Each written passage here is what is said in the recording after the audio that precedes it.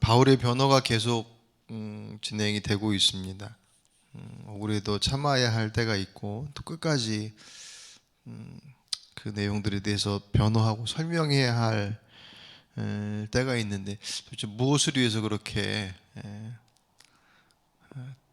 자신의 모습에 대해서 그 진실성을 알아주기를 그렇게 애타게 호소하고 있느냐. 바울이 이제 계속 편지의 내용들 속에서 그것을 다루고 있죠. 오늘 본문은 그 부분에서 명확하게 오늘 14절 중반에 나오죠. 오직 너희를 위해서, 오직 너희만을 위해서.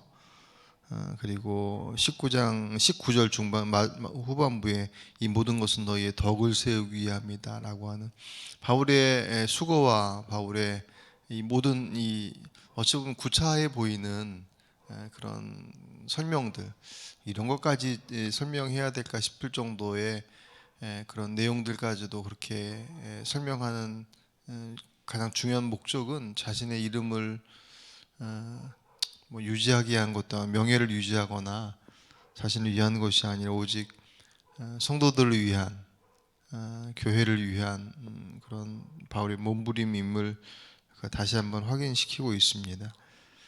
세 번째 방문을 앞두고 있다고 얘기하고 있어요. 첫 번째 방문은 바울이 처음 고린도 교인들과의 만남이겠죠. AD 51년경이라고 그래요. 고린도 도시에서 바울이 고린도 교인들, 고린도 사람들과의 만남 속에서 그 안에 이제 성도들, 주님을 영접한 이들이 생기고 그래서 공동체를 세웠었던 그리고 나서 1년 반 정도 바울이 머물렀거든요. 그러면서 고생도 많았겠죠. 흰 교회를 세워간다라고 하는 처음 개척을 해서 이렇게 만들어가는 과정이니까 그럼에도 불구하고 아마 보람 있고 그 심정적으로 참 기쁘지 않았을까. 왜냐하면 주께로 돌아오는 영혼들이 계속 보여지니까 그 음란의 도시, 세속의 도시인 고린도에서 한 사람 한 사람 주님께로 돌아오는 역사들이 나타날 때 우리 교회도 새로운 사람이 오면 그냥 오는 것만으로도 기쁜데 기대가 되고 반가운데 고린도 교회의 성도가 늘어간다라고 하는 것은 그냥 방문자의 모습이 아니라 말 그대로 하나님의 백성이 한 사람 한씩 늘어가는 거니까 고생은 됐어도 참 보람 있고 기쁜 나날들이었을 것입니다. 그리고 나서 이제 바울이 떠나가고 다른 사역지를 향해서 가고 그리고 나서 두 번째 방문이 AD 55년경 그러니까 한 4년 후에 4년 후가 아니라 2년 반 정도 후겠죠. 1년 반 있다가 떠나고 나서 다시 55년경에 방문했을 때는 우리가 알고 있는 것처럼 고린도전서를 보내고 난 이후에도 여전히 불순종하고 전혀 문제가 해결되지 않는 고린도 교회의 상황들을 조정하고 그들에 대해서 책망하기 위해서, 한편에서는 책망하기 위함이었어요. 이 편지로서 안 되겠구나라고 생각돼서. 근데 그 시간은 서로에게 고통스러운 시간이었다고 합니다. 그러니까 바울은 바울대로 너무나도 어이없게 그동안 뭐 1년 반이 바울에게 있어서는 우리가 볼 때 1년 반 동안 같이 있었다라고 하는 게 그렇게 길어 보이지 않지만 바울이 사역했던 그곳이 그렇게 1년 반 뭐 그 정도까지 계속 오랫동안 머무르면서 사역했던 곳이 그렇게 많지 않아요. 데살로니가 교회 같은 경우는 불과 몇 개월도 못 있다가 떠나게 되는 경우도 있었고 그런 뭐 상황마다 다르니까 뭐 기간 1년 반이라고 하는 기간도 사실 이제 중요하지만 그 안에 그들이 함께 나누었을 그런 교제들이 있을 거 아니에요. 인간적인 관계와 영적인 내용들 속에서 이루었었던. 근데 너무나도 쉽게 우리 어제 말씀 속에도 표현되지만 그렇게 쉽게 그리고 그 12장 11장에 아마 나왔을 거예요. 바울은 그렇게 그들을 생각하고 고린도 교인들을 배려하고 그래서 최대한 조심해서 혹이라도 다칠까 싶어서 마음으로나 뭐 여러 가지 면에서. 근데 그 거짓 사도들은 이 고린도 교인들을 때로는 아주 막 강하게 다루는 거예요. 그러니까 어떤 때는 비인격적이다 싶을 정도로 그들의 모습들을 아주 매몰차게 다루는 그럼에도 불구하고 거기는 막 이리저리 끌려다니면서 그 말을 잘 들으면서 정작 본인들의 영혼과 본인들을 위해서 그렇게 애쓰고 있는 바울의 말은 신뢰하지 않는 참 기가 막힌 그 상황들을 이제 가서 보니 이제 더 이제 선명한 거죠. 그것에 바울도 사실은 마음이 아팠고 또 그 상황에 대한 것들도 야 이게 생각보다 정말 훨씬 더 심각하구나라고 하는 것들을 인식했을 것이고 또 고린도 교인들은 교인들대로 예고도 없이 찾아온 거잖아요. 원래 온다고 했던 때는 못 왔고 그리고 나서 예고 없이 갑자기 찾아와서 이러저러한지 설명을 하면서 바울이 이제 뭐 책망도 했었겠죠. 근데 이제 그들의 바울에 대한 시선이 예전에 함께 지내던 때하고는 사뭇 다르게 보고 있는 거죠. 이미 이제 바울의 그 고린도 교인들이 마음을 빼앗긴 상태였었기 때문에 바울이 하는 말이나 뭐 여러 가지 설명들에 대해서 잔뜩 경계하는. 그래서 한편에서는 바울이 진짜 변하긴 변했나 보다 그렇게 생각하거나 온갖 그런 모습들로 고린도 교인들은 고린도 교인들대로 마음이 잔뜩 상해져 있는 이 두 그 교인들과 바울과의 만남이 서로에게서 너무나도 힘든 시간, 그것이 이제 두 번째 만남이었다면 다행히도 이제 그리고 난 이후에 디도를 통해서 편지를 보낸 그 세 번째 편지인 눈물의 편지라고 불려지는 그 편지를 받고 나서 이해하게 되고 바울에 대해서 완전히 다 해결된 건 아니지만 그래도 큰 기조가 이제 바울에 대해서 부정적이었던 흐름에서 이제 바뀌어지는 회복의 과정들 속이었었기 때문에 바울은 내심 세 번째 방문은 평화로운 그래도 안도의 방문이 될 것이다라고 생각은 하고 있어요. 그런데 이제 안심할 수만 없죠. 왜냐하면 이 고린도 후서에서도 계속 표현되지만 여전히 바울에 대해서 부정적인 생각을 가지고 있는 이들도 여전히 있었기 때문에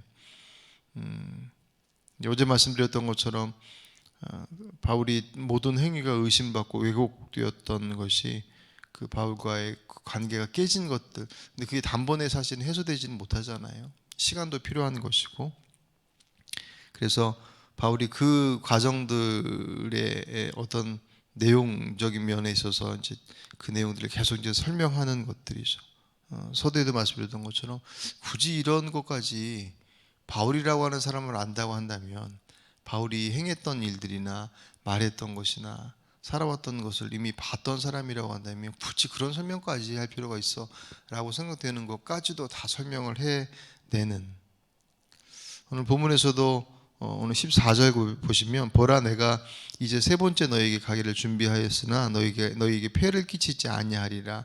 내가 구하는 것은 너희 재물이 아니오 오직 너희니라. 어린아이가 부모를 위해 재물을 저축하는 것이 아니요 부모가 어린아이를 위하여 하느니라. 아멘.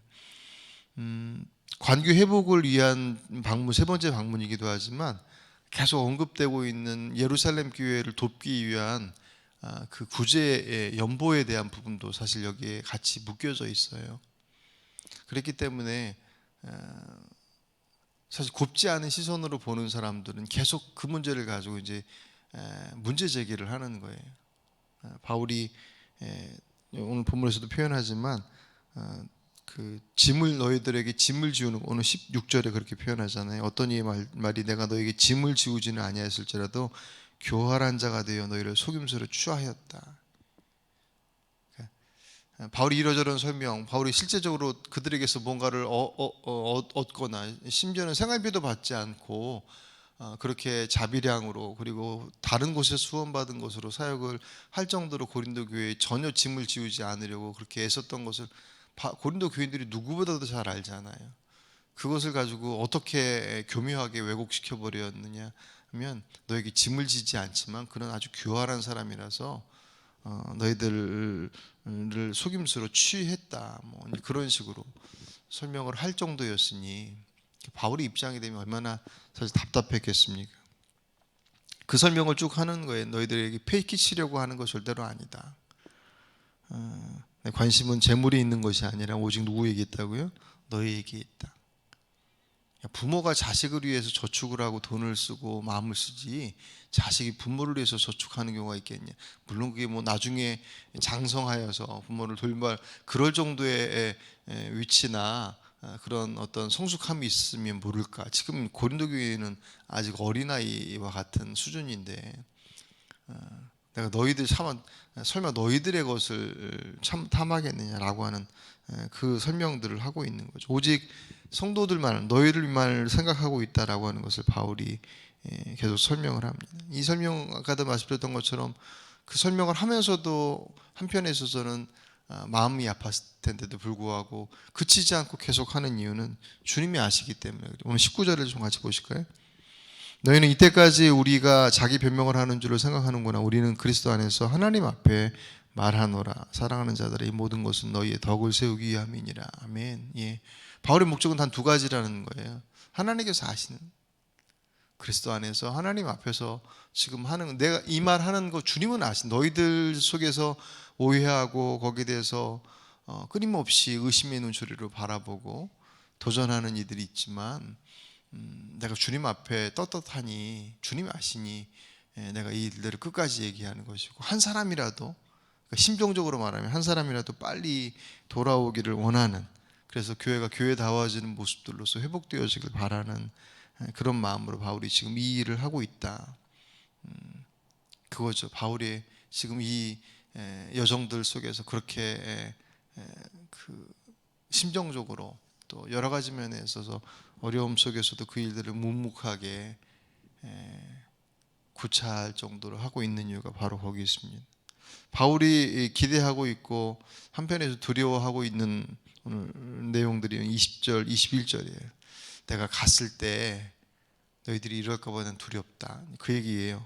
20절에 보시면 내가 갈 때 너희를 내가 원하는 것과 같이 보지 못하고, 그러니까 바울이 기대했던 것처럼 바뀌어져 있을 모습이 아닌 모습일까 두렵고, 또 내가 너희에게 너희가 원하지 않는 것과 같이 보일까. 또 고린도 교인들은 고린도 교인들대로 원하는 바울의 모습이 있을 거 아니에요. 그런 모습이 아니어서 또 예전처럼, 아마도 이 장면은 바울이 두 번째 고린도 교회를 방문했을 때의 그 긴장감과 그때의 상황들을 연상하는 것 같습니다. 그렇게 그것이 두렵고, 또 다툼과 시기와 분냄과 당짓는 것과 비방과 수군거림과 거만함과 혼란이 있을까 두려워하고, 바울이 갔는데 그 안에서 여전히 다툼이 있고 시기와 분냄, 당짓는 것과 비방과 수군거림이 있고, 그 모습이 난 두렵다. 그런 모습을 보게 될까 봐. 21절에 또 내가 다시 갈 때에 내 하나님이 나를 너희 앞에 낮추실까 두려워하고, 이게 아마도 그 두 번째 장면들 속에서의 그 아픈 기억이 있을 거예요. 표현을 이렇게 하는 거예요. 하나님께서 바울이 잘못했으니까 꿇어, 뭐 그런 의미가 아니라, 또 내가 전에 죄를 지은 여러 사람이 그 행한 바 더러움과 음란함과 호색함을 회개하지 아니함 때문에 슬퍼할까 두려워하니, 그것을 보고 또 내 마음이 상할까. 그것은 바울 자신의 개인의 마음이 상한다라고 하는 것이 중심이 아니라 그들의 모습이 여전히 그런 것들을 보고 슬퍼할 자신의 그 상황들이 두렵다라고 얘기를 합니다. 이 장면을 보면서 이렇게 말씀 묵상을 하면서 그런 생각이 들어요. 바울이 도대체 누구를 위해서 이렇게 열심히 하는 거예요? 바울 자신의 명예를 위한 것도 아니고, 말 그대로 사역지가 여기만 있는 게 아니란 말이죠. 고린도 교회에 지금 올인해서 이들만 붙잡고 있어야 될 상황도 아니고, 돌아봐야 될 사역지가 얼마나 많은데, 바울이 이 고린도 교회의 문제를 해결하지 못한 것 때문에 얼마나 마음상에 있었는지가 그 여정들 속에서 곳곳에서 드러납니다. 자기에게 주어진 사역 자체를 온전히 집중하지 못하고 고린도 교인들 때문에 신경이 쓰여서 마음을 빼앗기고 그 중심이 막 흔들리는 그것 때문에 자신에게 사역의 새로운 길이 열려지는 것도 그냥 덮어놓고 고린도 교회의 소식을 기다리고 있는 그런 모습들이 기록되어 있거든요. 도대체 무엇 때문에, 고린도 교회가 뭐길래 마치 그 사람들이 유일한 사람이고 그 교회가 마치 유일한 교회인 것처럼 바울이 그렇게 그 일들을 감당하고 있는 이유는 바울 자신의 입지나 자신의 것을 위한 뭐 체면 때문도 아니고 명예 때문도 아니고, 오직 그들의 영혼과 교회를 위한 더 나아가서 그것은 하나님의 뜻을 이루기 위함이라고 하는 가장 근본적인 것이겠죠. 그것이 어디 바울에게만 사실 보여져야 될 모습이겠습니까? 바울은 이제 사역자이니까 사역자로서의 모습들로 적용한다면 목회자로서 과연 우리의 모습이, 나의 모습이 그렇게 성도들을 향한, 교회를 향한 모습들로서 매진하고 있는가에 대한 것들을 보지 않을 수 없습니다. 무엇 때문에 그렇게 열심히 하는가라고 하는 그것, 그리고 확장시켜서 여러분들에게 있어서 적용한다고 한다면 여러분들에게 주어진 자리들 속에서 단지 이 말씀을 교회에서 열심히 사역해야 되고 수고해야 된다, 그런 의미로서만 제한된 적용이 아니라 내 삶의 자리 속에서 난 지금 무엇을 위해서 이렇게 열심히 밤낮으로 수고하고 있고 내 생명과 같은 시간, 그 시간들을 거기에다 쏟아 붓고 있는지, 도대체 무엇을 향해서 그것을 하고 있는가. 그것은 바울과 같은 고백이 되어야 되지 않겠습니까? 나의 그 일이 또 다른 생명을 낳는 일이고, 그것이 이 땅에 하나님의 나라를 세워가는 큰 의미 속에서 내가 직장에서 직장인으로 있지만 그 속에서 그리스도인 다움에 대한 그 열심과 열정이 그 안에서 하나님의 나라를 세워가는, 거기 있는 사람들이 다 예수 믿어서 주께로 돌아온다라고 하는 종교적 측면 속에서의 변화만이 아니라 그 속에서 하나님의 나라를 바라볼 수 있는 눈이 열려지고 주께로 돌아온 역사가 있으면 그것만큼 더 귀한 것은 없고, 오늘 이 새벽 여러분 기도하시는 가운데 오늘 나의 열심과 우리들의 노력이 무엇을 향하고 있는가, 정말 영원한 주의 나라를 향하고 있는가, 아니면 이 땅에 그 썩어질 것을 향해서 죽고 나면 아무것도 남지 않는 이 땅의 그 험한 것들을 향한 나의 어찌 보면 낭비로서 허비되고 있지 않은가. 오늘 우리들의 삶을 다시금 말씀 앞에 비춰보시고 바울과 같이 오직 너희를 위함이다, 주님 앞에서 열심의 삶을 살아가시는 그런 복된 하루가 되시길 주의 이름으로 축복합니다. 기도.